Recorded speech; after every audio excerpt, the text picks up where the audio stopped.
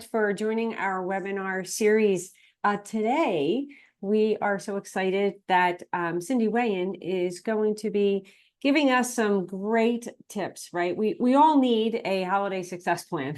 Whether we think we do or not, we do.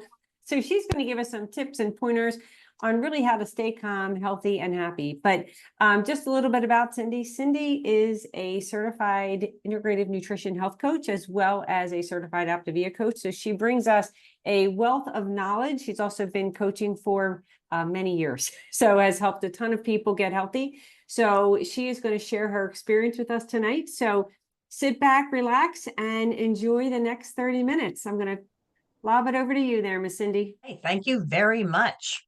So there are 13 days left until Christmas, 2 weeks till Hanukkah, 3 weeks left in 2024.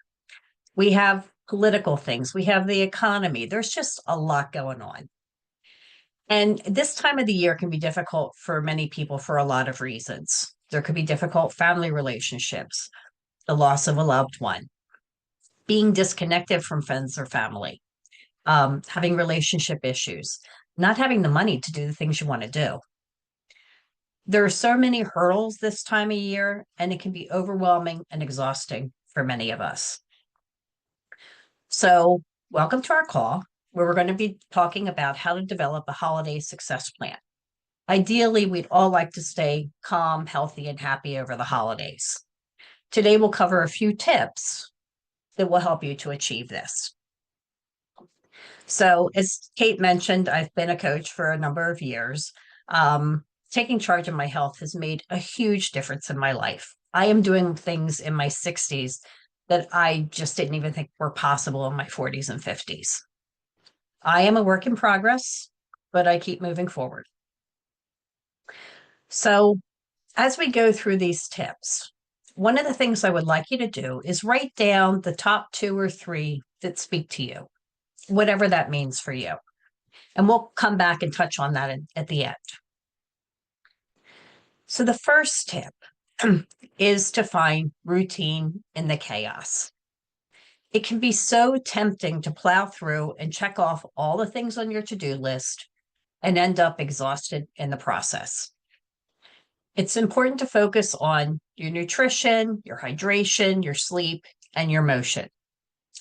So eating lean protein and vegetables with every meal is what we would recommend. Trying to drink 64 ounces of water a day, if that's something you're not currently doing, try and have one more glass today than you had yesterday. Just keep trying to get a little better with your hydration. Ideally, we want to sleep 7 to 8 hours. I am sure we're going to do a future one of these talks on sleep. So we're not going to cover how to do that, but whatever you can do right now to make sure you're getting good sleep is going to be helpful. And you want to get some movement in.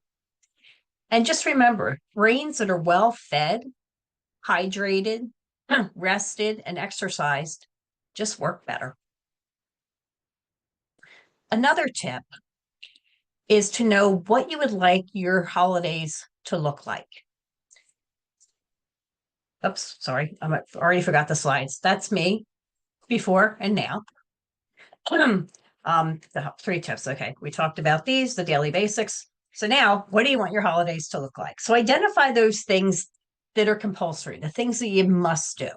And whether it's must that it's a requirement or must that you really want to do it, that's up to you to decide. But you also have an opportunity to talk to your loved ones. So talk to the people that you're going to be spending the holidays with and find out what they want their holidays to look like. So for smaller kids, you might ask them, what are you excited to do during the holidays? And then take that input as you go through and figure out where you're going to spend your time and energy. If you have older kids or adults, you might want to ask them, how much time do you want to spend on holiday activities? Or another question is, what's one small thing that's small but meaningful that we can do this season? And again, having these conversations now will allow you to manage expectations and ensure you enjoy your celebrations. One mood booster we can have on hand is a list of things that you're grateful for. These can include really big things, or they can include really tiny things. So two of the things that are on my list is I am very grateful that our adult kids and families will be with us this Christmas. But I'm also grateful that when we pulled the decorations out of the attic, that most of our lights worked and we didn't have to go out and replace a lot of them. But having this list available to you is really going to help when you get into a stressful situation, or have something happens that dampens your mood a bit. You pull this out and read it. That's going to really help you to get a mood boost. I'm sure you've heard of mindfulness. So mindfulness is simply just bringing your attention to the present moment with non-judgment and acceptance.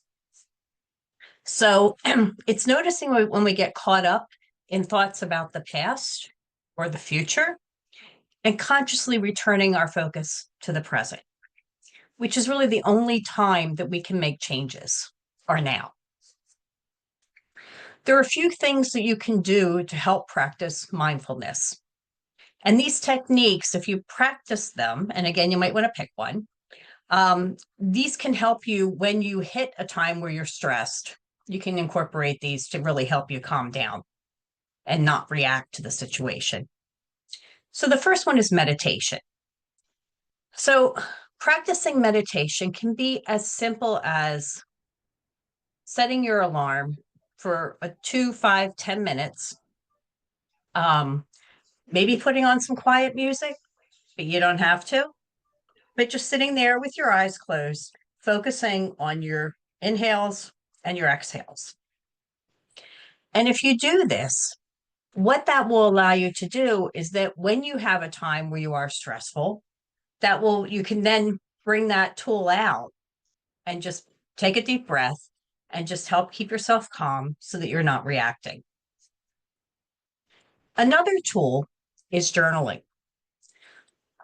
Just the act of writing thoughts down on paper engages another part of your brain, which may help you to unlock whatever you're working through. So I try and practice journaling 5 minutes a day.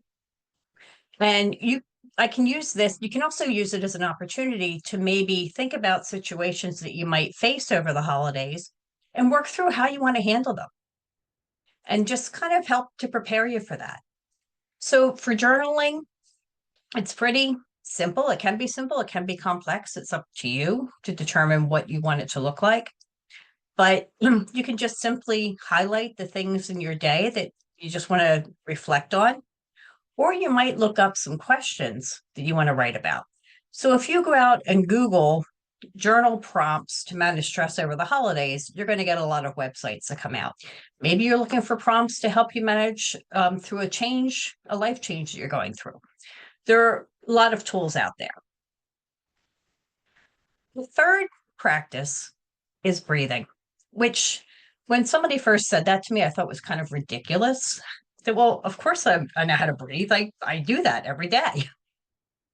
But I've come to understand that it's really, it's an opportunity to really focus on your breath and make sure that you are taking deep breaths. So just a simple exercise that you can practice is a 4-4-4-4 box breathing. So you're going to inhale for the count of 4, you hold for the count of 4, you exhale for the count of 4, and then you hold for the count of 4. So you just kind of do that little box and you repeat that a few times. And if you practice this during the day, even practice it when you're sitting in traffic, practice it when you're making dinner. I mean, there are a lot of opportunities. And then when you get to a moment where your muscles start to tighten and your pulse speeds up, you can just take an opportunity to go, right, let me just take a breath and make sure that I'm not reacting to this, but I am responding in a way that makes sense and is beneficial to you. Every life, we're going to run into hiccups. The holidays are no exception to this. Nothing is perfect. So things are not going to go as planned. That's going to happen. So there are a few questions here that are helpful to consider when you run into a situation. So an example is, let's say you go to the grocery store. You have a huge order. You've just spent, 45 minutes in there filling your basket. Ton of people in there. It's taking you a while. You get up to the front and there are two registers open. And there are 5 people in both lines, in each line. And in the grand scheme of things, where does this situation fit? Well, in reality, it's a tiny blip. It's going to take you a little bit more time during the day to get through the grocery store than you anticipated, but it's not a major life event. And it's not worth letting this situation ruin your mood or take up mental energy that you could use for something more meaningful. So, can you use this moment of frustration as an opportunity to reflect? So, yes, you can reflect on your abilities to stay calm and patient in stressful situations. How often do we let little inconveniences bother us? And how can we practice letting them go? It's a chance to exercise patience. It's like a little mini mental workout. And I practiced really hard to make sure I could say that right. So please appreciate that. Even if this moment seems stressful, can I find a way to make it pleasant? Of course you can. Smile at others in line. Try and make small talk and strike up a friendly conversation. Or use this time to think about something you're grateful for. The fact that you have the money to buy the things in your cart, the people that you're going to be spending the holidays with, just kind of really take an opportunity to work through that is going to help you. And this will not only help you to reduce stress, but also turns an ordinary moment into one of self-awareness and positivity. Dealing with difficult people. So I imagine I'm not the only one who's going to have to deal with difficult people over the holidays.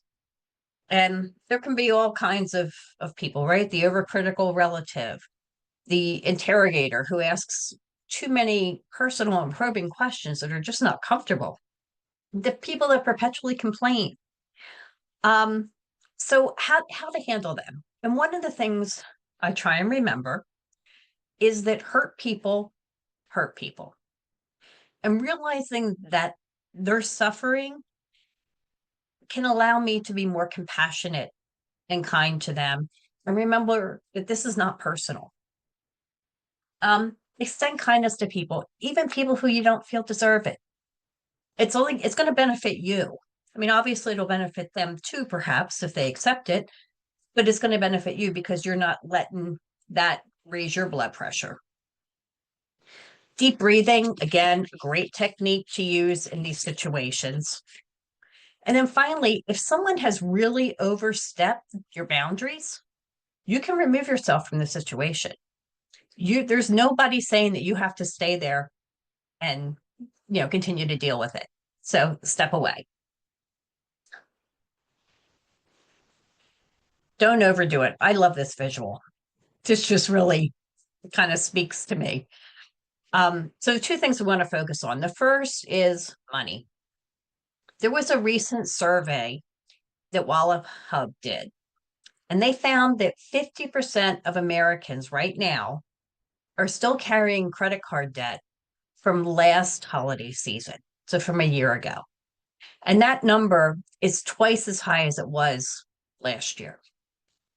So research also shows that having financial worries can have an impact on our mental and our physical health. Increases anxiety, impacts your sleep, headaches, and potentially impacts more serious issues. So be realistic about what you can afford and spend accordingly. There was also a recent study that showed that the amount that you spend on gifts does not correlate with how well people appreciate those gifts. So you don't have to spend, you don't have to go beyond your budget to do something meaningful for people. And you might want to talk with your family and friends and see if everybody's willing to scale back, or maybe decide to exchange homemade gifts. So just really try and manage that and be realistic on what you're budgeting and what you're actually spending. The second place where we can overdo things is with food. So there are comfort food options everywhere you turn right now. So what I would suggest are a couple of things. First is figure out how you want to feel after the event, whether that's when you're laying in bed trying to digest the food you ate, or how you want to feel on January 1st, because that's the day life's going to change, right? We're going to all make that positive step forward then. But figure out how you want to feel, look at the event ahead of you, and make a decision on what you're going to do. What is your plan? And your plan, if you want to have those seasonal holiday treats, you want to have the stuffing, the pecan pie, nobody's saying you can't have it, but decide, do you want to have a taste? Do you want to have a whole serving? And again, there's no wrong answer there, but just make sure that you're doing it intentionally. And if you make a decision, do what you can to stick to it. Delegate. There is so much going on over the holidays. And there are so many services that are available to help us with shopping, with running errands. So if you use something like Instacart to help with your shopping, that's going to help reduce your stress, give you a little bit more time to get done the things that you want to do. Just make sure if you're doing something like that, tip those folks nicely, because they're taking on a lot of that stress for you. You can also delegate to other family members or to friends. And I don't know if you follow Simon Sinek at all, but I was listening to him the other day. And one of the studies that he found is that asking somebody for help actually helps to strengthen that relationship. Obviously, we know it's really easy to give help. It's not as easy to ask for it. So when you ask somebody for help, that's just kind of taking the relationship to another level. So it's something to think about. Obviously, we don't want to overdo that. But but it's definitely was something that I really hadn't thought of before. The holidays are a great time to volunteer. I mean, any time of the year is a great time to volunteer. And volunteering can help you make new friends, develop new skills, help you feel healthier and happier. There are many opportunities over the holidays and year round. You can help at a food bank. You can help collect and distribute toys. You can help with a coat drive, walk the dogs for the animal shelter, write letters to the service members. There are tons of opportunities. You just need to do a little research and see what's available in your area. And this might be a really great time of year to try something, so that you're doing it, you're spending, the next 2-3 weeks, month, so practicing it. If it's a good fit for you, maybe that's something you continue. If it's not, maybe you look for something else next time. So there's really some great opportunities here and some great benefits again for you. For many people, this season has two sides: a commercial celebratory side and a more religious or spiritual side. If you have a spiritual religious aspect to this holiday, you might want to spend some time tuning into that. And that's going to really help to keep things in perspective and remember why we're celebrating. Excuse me. Get active. Any form of physical activity can act as a stress reliever. Even if you're not an athlete or you're out of shape, exercise can be a great stress reliever. Physical activity can pump up your feel-good endorphins and other natural neurochemicals that boost your sense of well-being. So get outside and soak up some of that vitamin D. Holidays can be a bittersweet time for some individuals who are experiencing illnesses or having health issues. While we think of the season as an opportunity to get together with people, some people who have these issues may not be able to because mobility concerns, they may need to manage their exposure to other people. So this can really uh, create more isolation for them. So if people can't gather with folks, and you would still want to make sure you're touching base with them and you're reaching out to them in some way, including them in the experience, whether it's having a Zoom, a phone call, sending them a meal, whatever it is, just making sure that people are aware that they are still being considered this time of year. And that really is beneficial to you and to them. So we've covered quite a few ideas here. And what I'd like you to do is look over the 2 or 3 tips that you wrote down and pick one of them, just one right now. And think about, how can you incorporate this into your life? Do you need to set aside time to do it? Do you need to involve other people? Figure out the first step and commit to doing it. So, for example, if you want to start journaling, it would be helpful to put a pen and paper in the spot where you plan on journaling as a reminder to do it. Set an alarm on your phone that goes off at 7 in the morning or whatever time you decide. And then take 5 minutes to journal. Prior to that, you may want to look up some journaling prompts and figure out what you actually want to write about and schedule time on your calendar. So figure out, is that something you want to try and do 3 days a week, 5 days a week, every day? It's really up to you. So hopefully you found that helpful. And at this point, if anybody has any questions, I'd be happy to take them. Cindy, this is Kate. First, I did have to say that this is probably the most meaningful webinar that I have attended talking about a holiday success plan. The ideas and information that you gave actually had me pause and go, wow, I didn't think about that. And the one in particular that you said pick the 2 and then pick 1 was keeping things in perspective.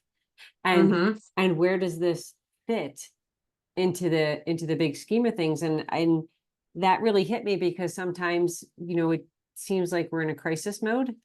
And Yep. and I'm like, wow. So for someone who may have a habit of not keeping things in perspective, what can you give a tip or two? Because I think that there's probably we all know people who struggle with that. Yeah, I think just generally, recognizing when you start to feel stressed, and that is something, there's going to be some variation for folks, but for me, I can feel maybe my temperature rising a bit. I can feel my muscles tensing, and just kind of like I stiffen. And that is just when I recognize that. And this is really the key, is figuring out when that's happening and then taking a moment to take a breath. And it's really easy to just kind of go forward and react like we're used to doing, and taking that break. And that's really the key. So practicing that every day, just in the small moments of your day, when somebody cuts you off in traffic, just go, okay, take a breath, don't react. When you have whatever the situation may be, somebody when you're in the store or something, just saying something offhand that just kind of goes, well, that was like really rude. Okay, take a breath, let it go. And so if you can practice in those little moments, that's really going to help you to use this as a tactic to help address the bigger issues when they happen. I love that. It sounds like we're working on it like a muscle, Yeah. right? That little, and I think that's that's sometimes, we're so caught up in the moment that we forget, right? And so, yeah, if we could start doing these little things, because, somebody probably cuts you off daily. Right, so that's an easy one to start practicing. Yep. Yep. So, okay, that was great, because sometimes, when the bigger things come, well, they feel bigger, but when you put it in perspective, it's not that Right. not that much bigger. So awesome. Does anyone else have any questions before we wrap it up? I'm just going to be conscious of the time. No? Okay. Cindy, thank you so much for sharing all this information with us. Fabulous. And especially, I don't know, Cindy does have a sore throat, so she plowed through it for us. So thank you. So two things. One, don't hang up yet. First thing, I do want to just announce that the next webinar series that we're going to be doing is on January 16th, which is a Thursday as well. They're all going to be on Thursdays, January 16th, 8 o'clock. And it's actually the New Year Blueprint, how to create healthy habits that you're going to keep. So mark that on your calendars. We'll send you a reminder, but in the meantime, come bring some friends. And what we'd like to do now is we are going to just pick some people to send gifts to, because that's what we like to do. So Susie, I hear you're the little Santa behind the wheels that's gonna pick some names for us. Wait, you're muted, so we can't hear you.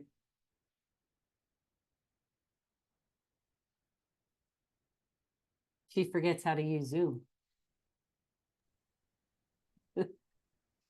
Okay, thank you. I'm sorry, I never can figure that out of my phone, so I'm sorry. Okay, so how many do I get to pick? I think two. Okay.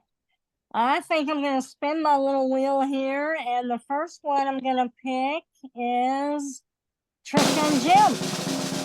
Woo! Yay, congratulations. All right. All right, I'm flipping again. And I've got Claudia. Fabulous. Is she still here? Yes, she is. All right, perfect. Great. Well, congratulations to our winners, and we will get you a little surprise. But thank you everyone for joining. Cindy, thank you so much for your time, preparation, and really sharing your wisdom. I just think this was fabulous.